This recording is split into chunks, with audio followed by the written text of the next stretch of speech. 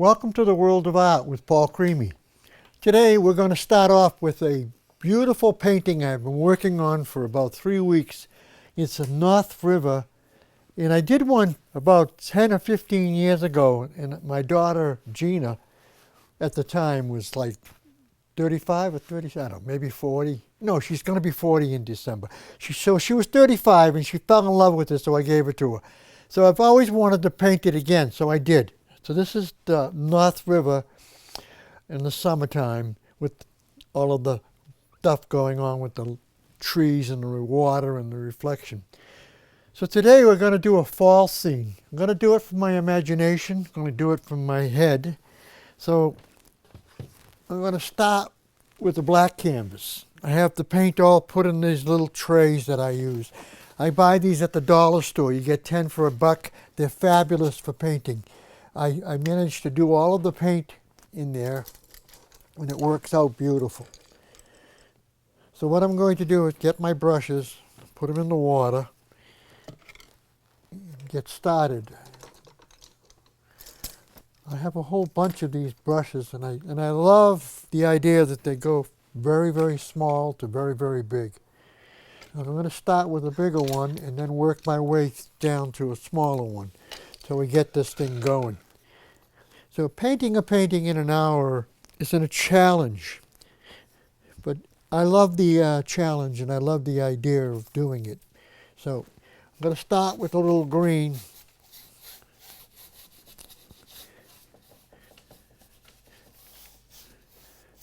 I paint the canvas becomes, I used to start painting the canvas black years ago, but I must have talked about it so much on my TV shows throughout the years that the company started making black and white or black canvases, which is fantastic.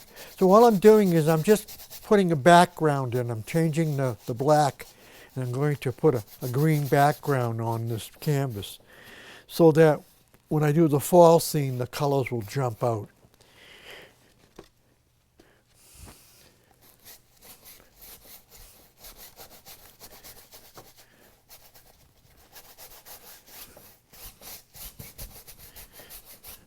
And you know, I have been painting.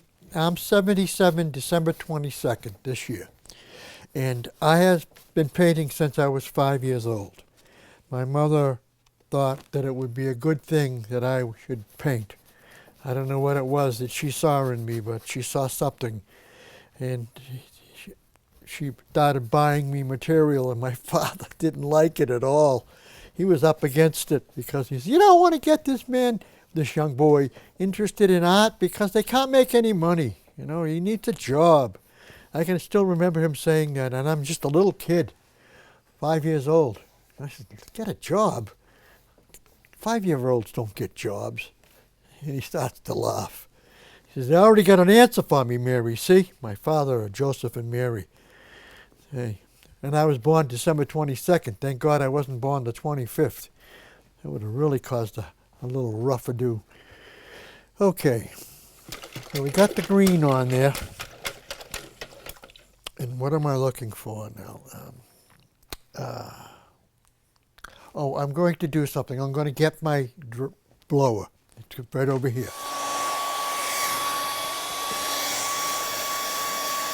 I use the blower to take away the wetness of the paint. I use it all day long too.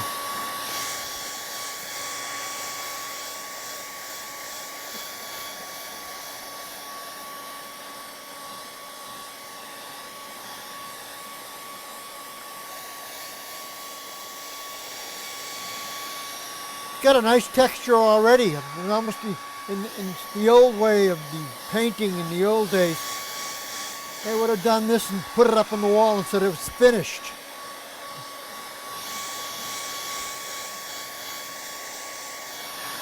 But it's just the beginning. So what we're going to do is we're going to find, I need to get a color brown. I have it somewhere in here. A little black.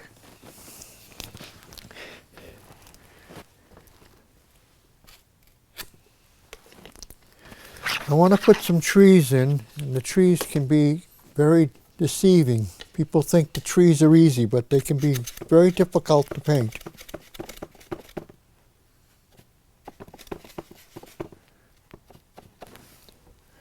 So we'll put a couple of trees in.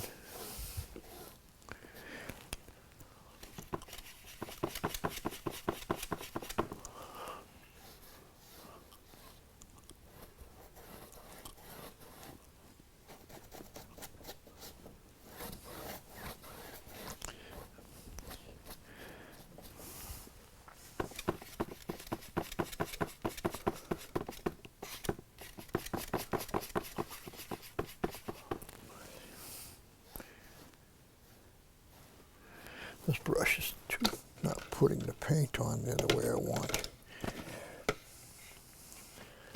All right.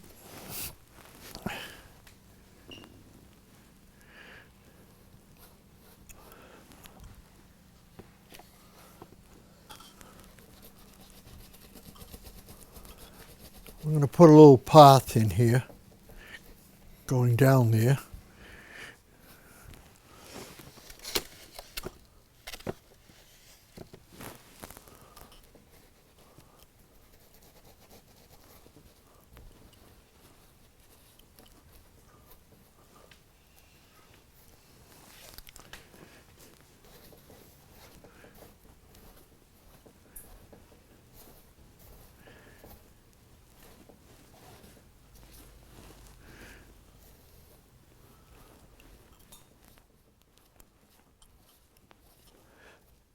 So we got this thing set. It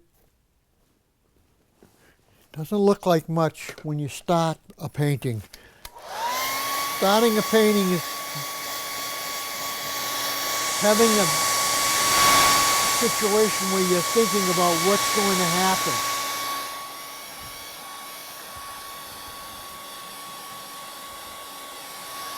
This is like the road. These are going to be the trees. The fall's going to be coming down. All of the trees, the leaves are going to be coming off. Just getting it set up. And then all of a sudden it'll come to life. I have painted probably 300 scenes of the fall throughout the years. I really love the idea of doing a fall painting. The colors are so exciting.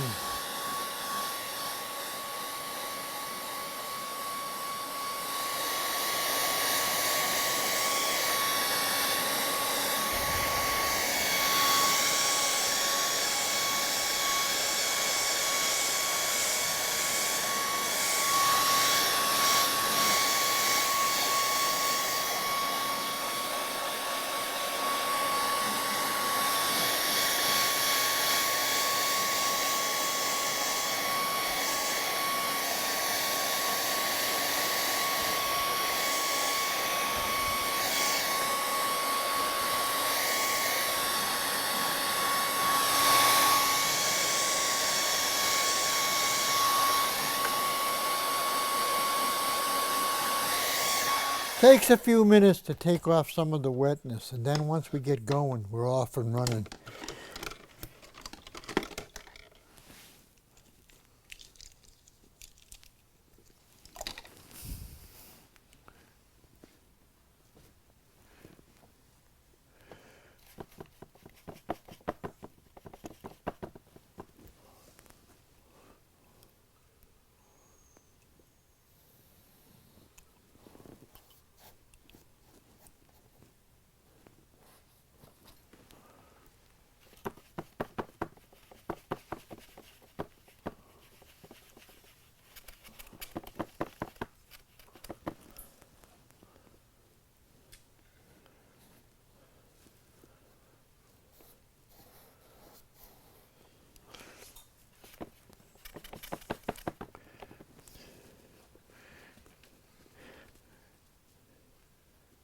I'm going to start putting some of the leaves on.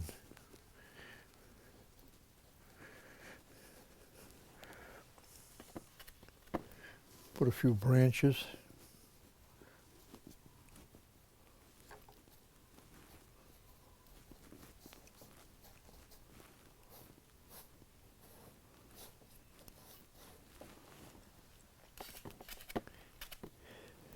And I paint in layers. I love painting on top of painting and painting until you start to see things start to happen.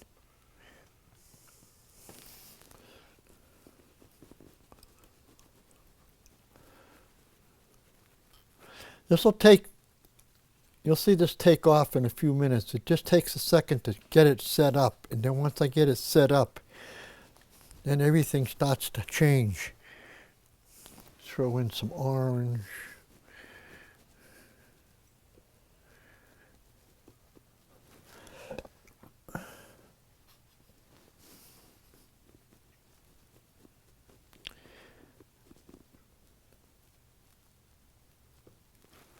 Already it's starting to feel like fall. I may be too fast to do this today, but I have this desire to really put this down.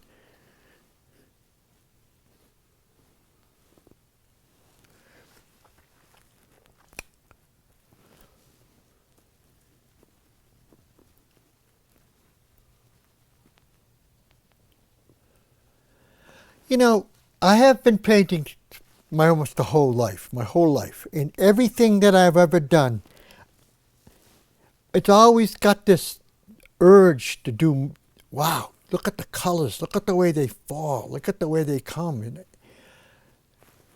And I used to watch this guy on TV, Bob Ross, and he amazed me as a kid.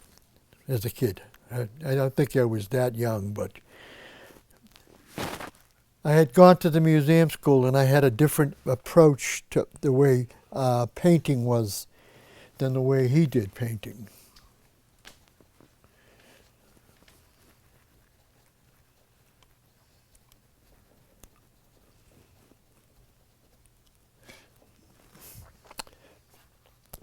So you touch the paint like this and you move it a little, the brush, and then the leaves, they have this feeling.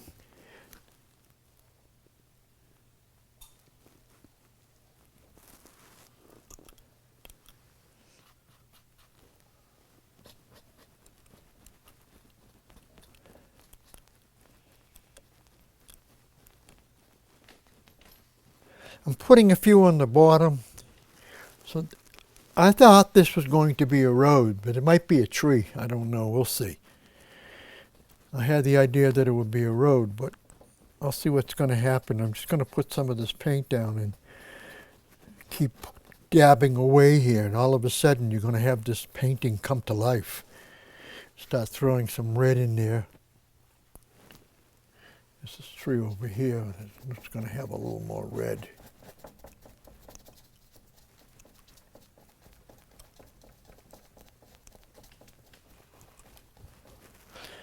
Throw some orange in.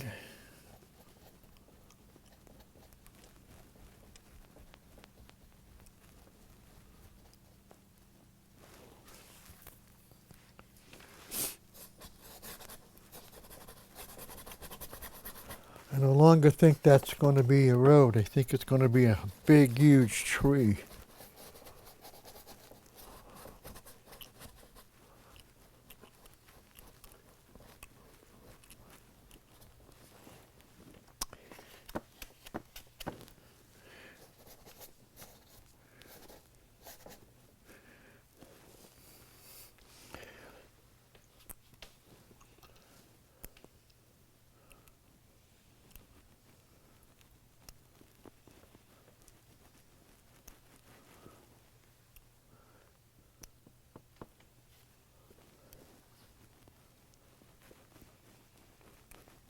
So now I'm putting a little grass in.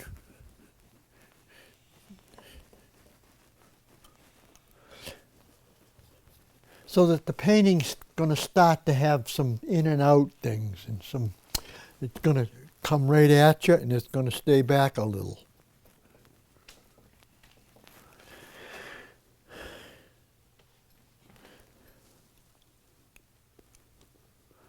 So when you have to fall trees, don't always think that you have to put all the color on. You can throw some green in here, especially with the red. It makes it come alive. Put some more grass on the bottom. I like the grass. See how easy it is to do the grass? It just touch the canvas, touch it lightly. Then you can throw a few leaves down.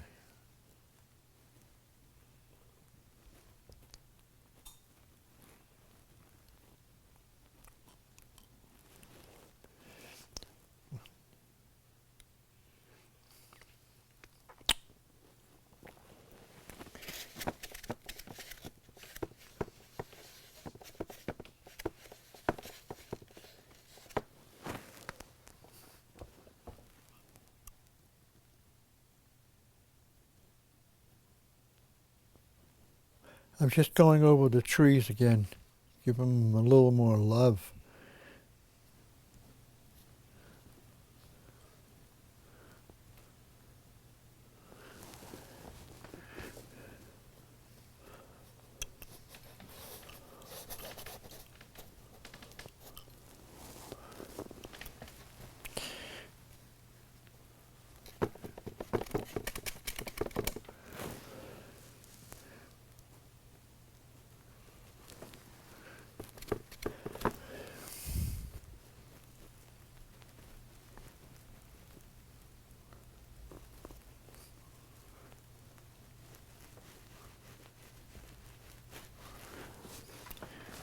Step back.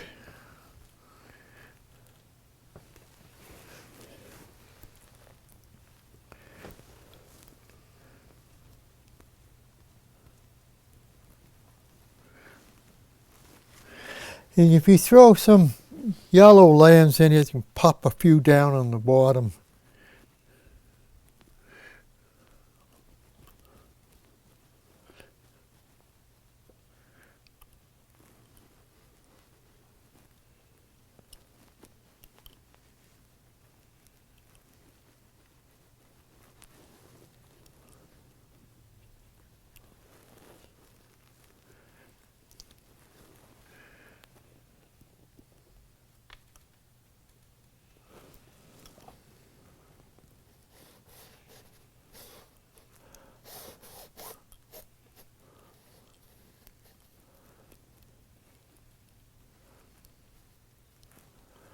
I'm taking away the real super dark background. I wanted to put some more light back in here, so it's more.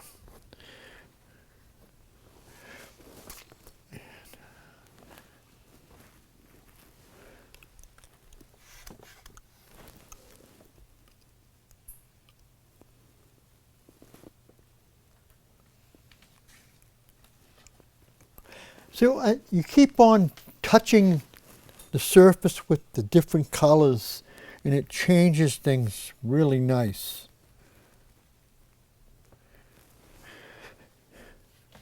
See, so many people, they want them to be absolutely perfect. I think the more imperfect they are, the better they look.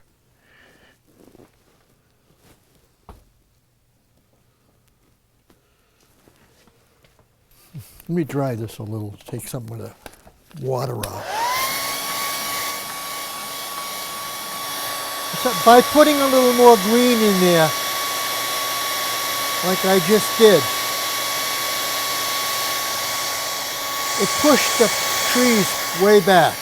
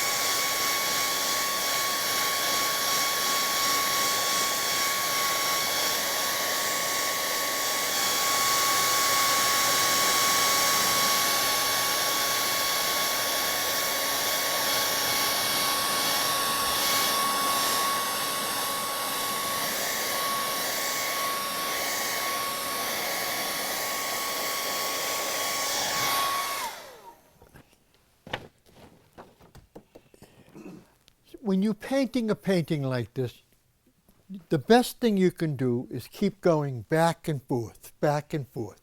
Go across the room, look at it, and then go back. When I was at the museum school as a youngster and as a teenager and as an adult, 3 stages of my visits to the museum school.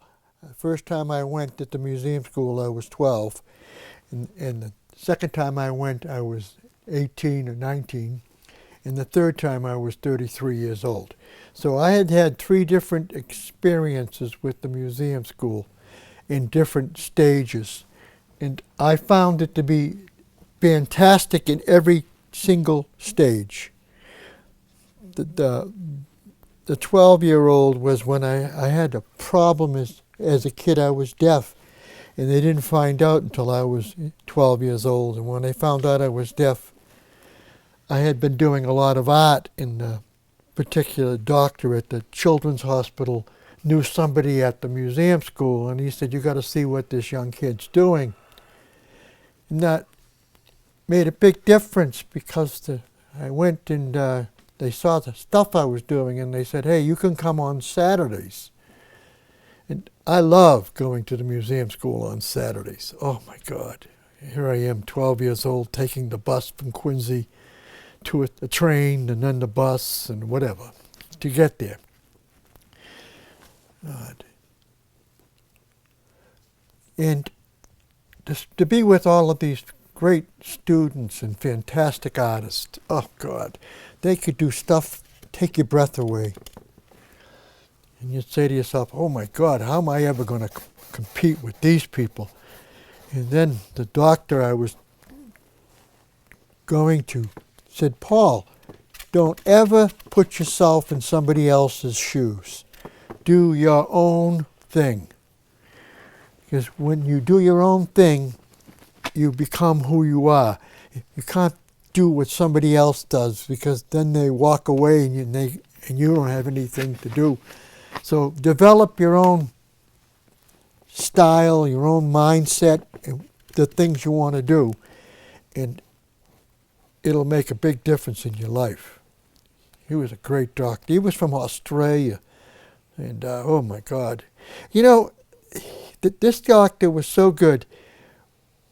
When I was 33 or 31, in the 30s, he came to America again just to see me, see how I was doing, and he loved all of the artwork that I did.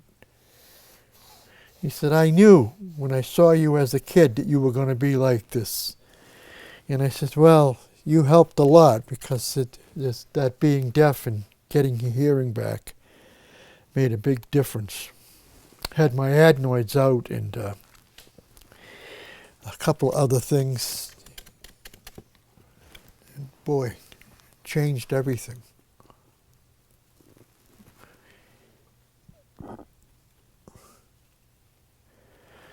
I'm going to put a couple of branches on.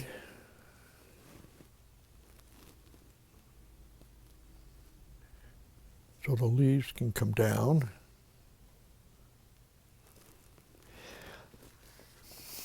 In the old days, I'd have my reducing mirror. I don't even have a reducing mirror anymore. I broke it. And you'd look at it, and it would push everything back. So you wouldn't have to squint your eyes and all that stuff. I'm going to put some red in here.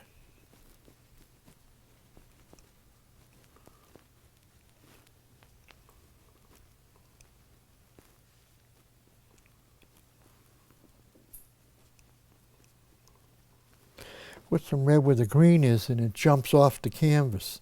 I think this painting's almost done. It's scary.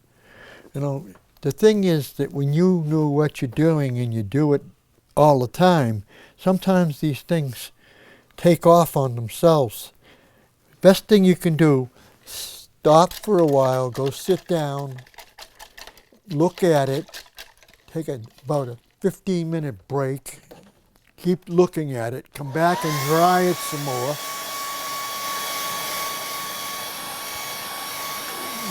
We haven't done any of the detail. This is all backwards. This is all the thing. When we start doing the detail and we start putting the different markings on the trees, and I like the way it's feeling. It has a nice, in my squint my eyes, it has a nice feeling.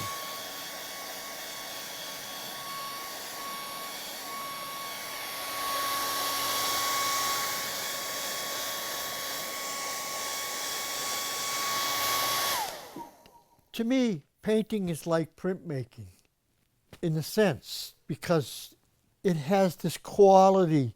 I have this printing press behind me, and I do all of this painting on the plexiglass, and then I put the paper on top and I run it through the press, and I peel it off and it looks like this. And I say to myself, oh my God, it's just like a painting. And it is a painting, but it's how the stuff is moved around and squashed and pushed and shoved. When you do a painting like this, I love it because it's something that I do that's Paul Crimi. I'm not copying anybody. I'm not trying to be somebody else. Like that doctor said to me, you be who you are, and that'll be the best you and the best work. And people will love it. And it's been that way ever since I was a little kid. More and more people are starting to see the work and love it. Because I think an artist should do everything. Everything, not just one thing for the rest of his life. I had a friend of mine who was a magnificent artist. All he ever did was paint boats because he made a ton of money selling boats. But that's all he ever did. Boring. Too boring.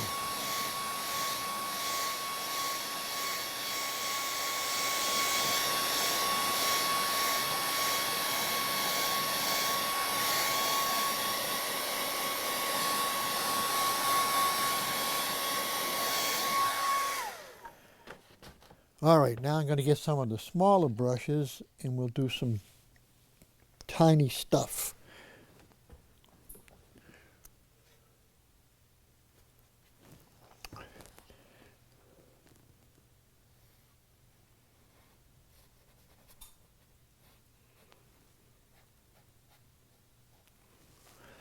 So you're seeing further into the forest when I do that. It goes back, it's just so soft.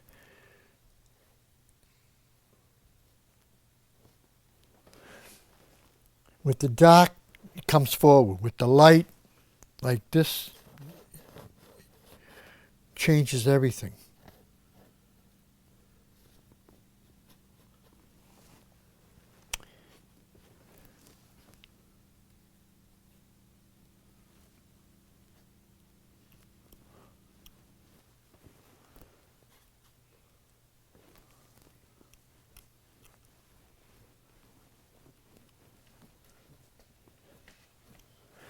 So I'm just dabbing,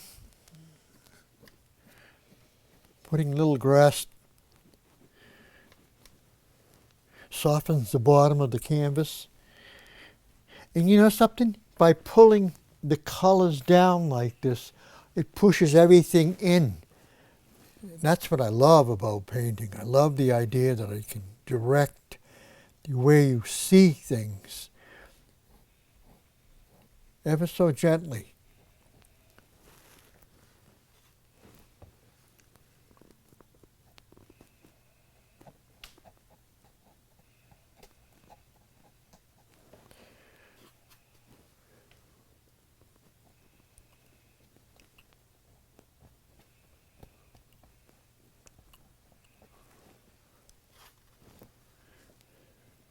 I put those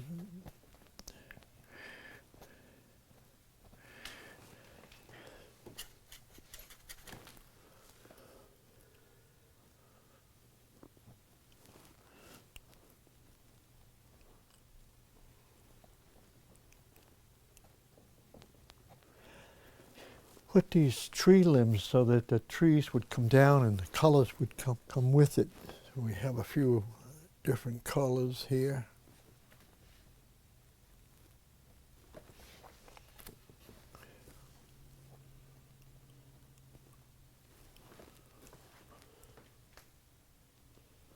All right, I think I'm going to work on the trees a little now. I just blopped them down. Now I'm going to put some bark on there and stuff, and hopefully you can see it.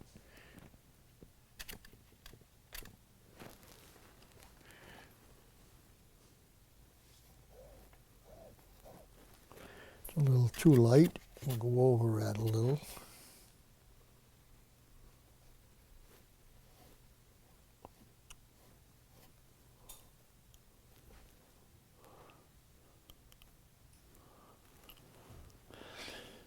So these trees are closer to us than the ones that are back there.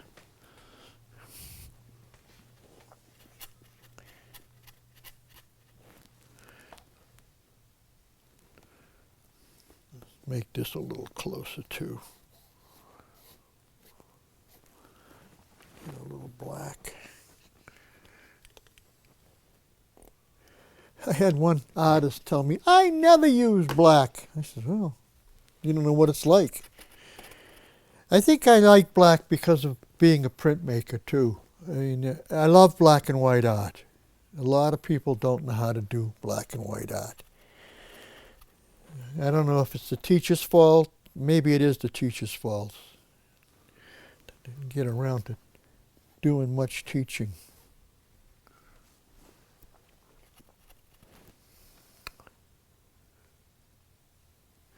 I was an artist in residence for Quincy High School, right, and for a month, and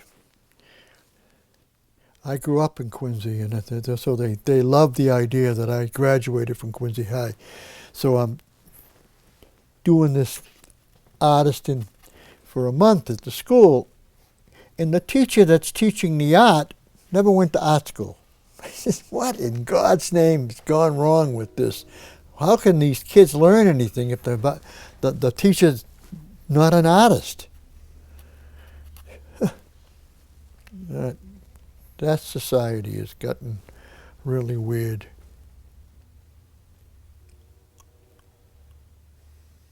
So I'm putting a little more texture in the trees to give them a tree-like effect.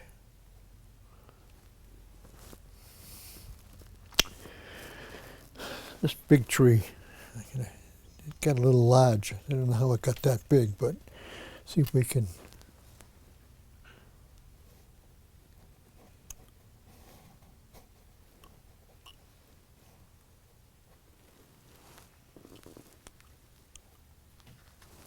Good.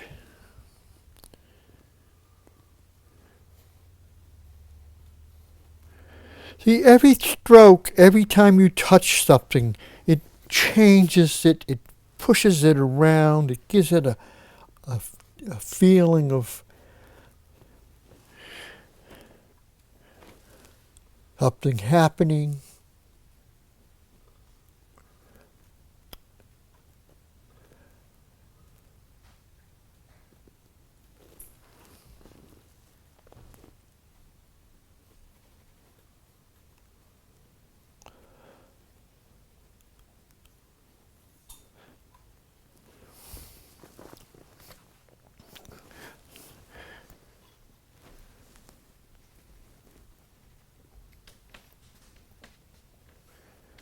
You got to be careful of red. It can take over the whole entire painting if you're not too happy with the way it looks. I think it's nice to have a little red in there, but it's real strong and it jumps out at you. So I just punched it back a little so that it would have a little more zest.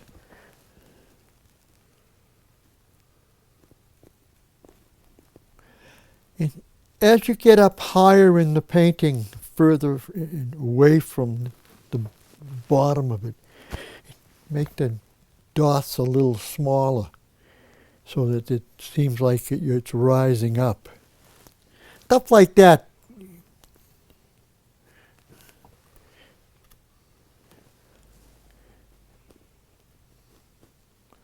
So I did that month of artist in residence at Quincy High. I'll tell you, those kids come out of there with a lot more excitement than they had the time I got there, I think. Poor guys. I felt terrible. I said to my friend who got me the situation there, how can they hire somebody to be an art teacher when they're not an artist? And he just looked at me and said, this is getting to be the way things are, Paul. I said, that doesn't make sense.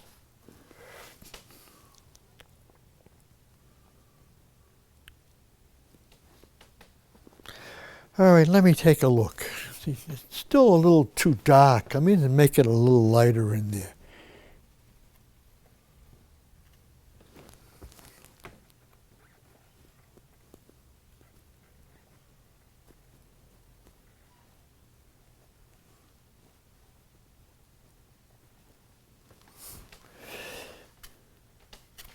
Yellow and orange, yellow and orange. Starting to get there.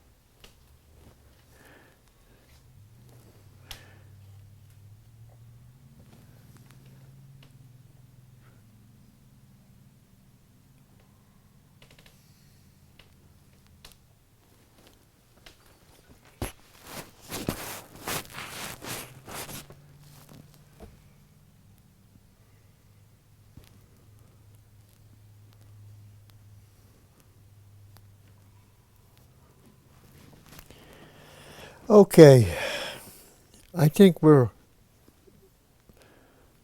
getting to the situation where everything is starting to look really good. I have to go back a little further. Like this press is driving me nuts. I'm going the other side of the room. I'm going to go back here for a second and take a look. I was taught at the museum school to go, yeah, see, really. The trees need to be a little bit lighter. The leaves are really nice. I'm going to make the trees a little lighter. I'm so close to it, I can't see how light or dark they are.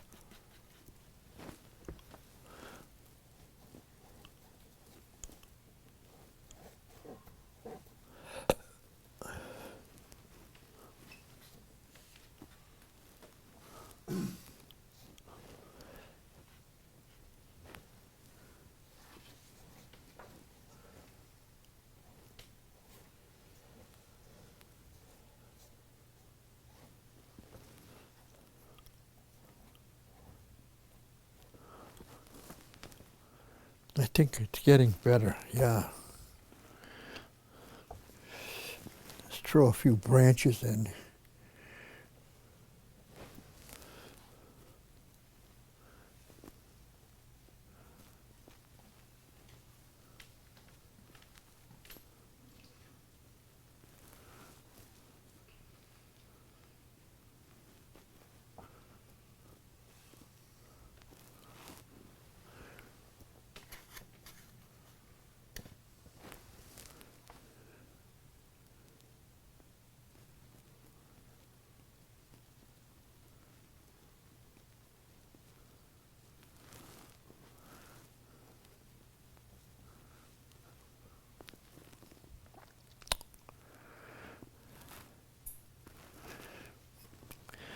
Well, today we did a fantastic ball scene,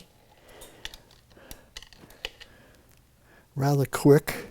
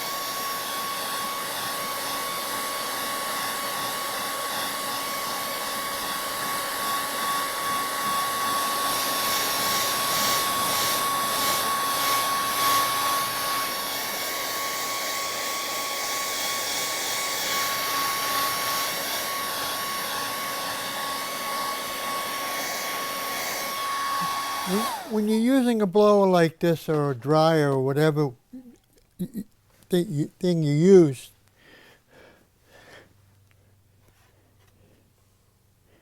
it makes a big difference.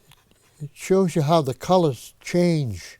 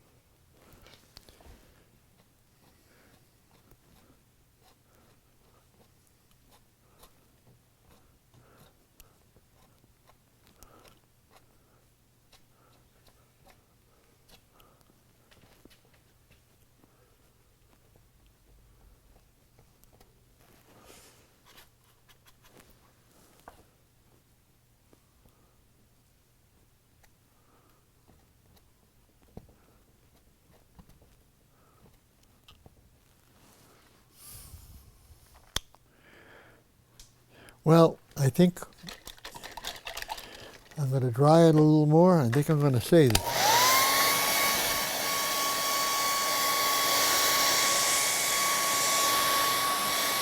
How quickly it came to be.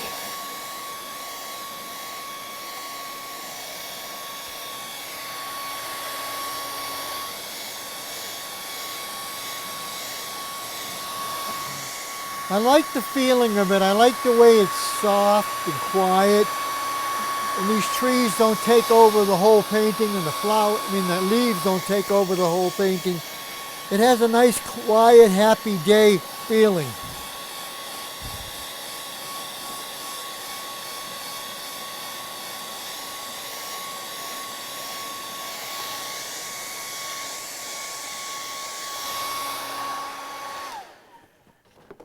One of the things I love about acrylics is that they have a nice color and they dry nice and they don't fade.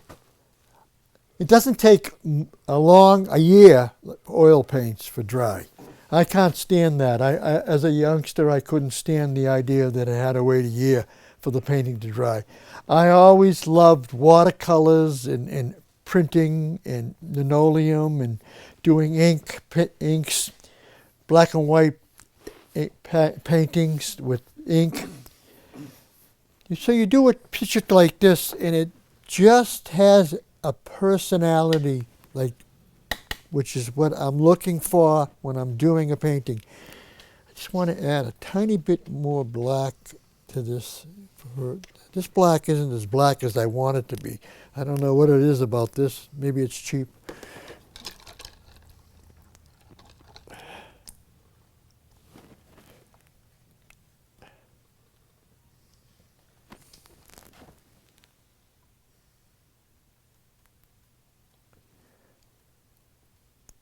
So I'm going to put a few veins in this tree.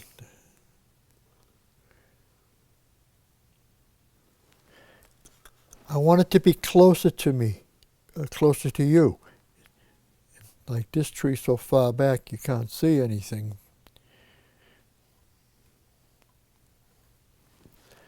So I'm doing one side of the tree so it looks like it's further back, like this. Little tiny stuff like this. This is the frosting on the cake. When you start doing stuff like this, it adds so much to the painting. People think because they think they're done, that's it, I'm all done, I'm not doing any more. There's always some more you can do. Because it gives it more depth, more color. Okay. Oh, we started with the small canvas, was black, and we started putting the colors down. The green is a little too intense, maybe, or not. Maybe I should make it a bit darker because it goes down a little, and there. See, just touching that one area pushed me back. See how the tree gets pushed back? And this lighter over here. Stuff like that. This takes a long time to qualify in your mind, to stick in your head. How do I make it go back further? How do I make it come in and out? The things you do at the very end, the frosting on the cake, I call it, are the finishing touches. And it makes the painting what it is. It gives it that quality. You look at it and you feel like, wow, I'm standing right there. I'm present in the painting. And when you're that present in the painting, then you've done what I want you to do. God bless and good night.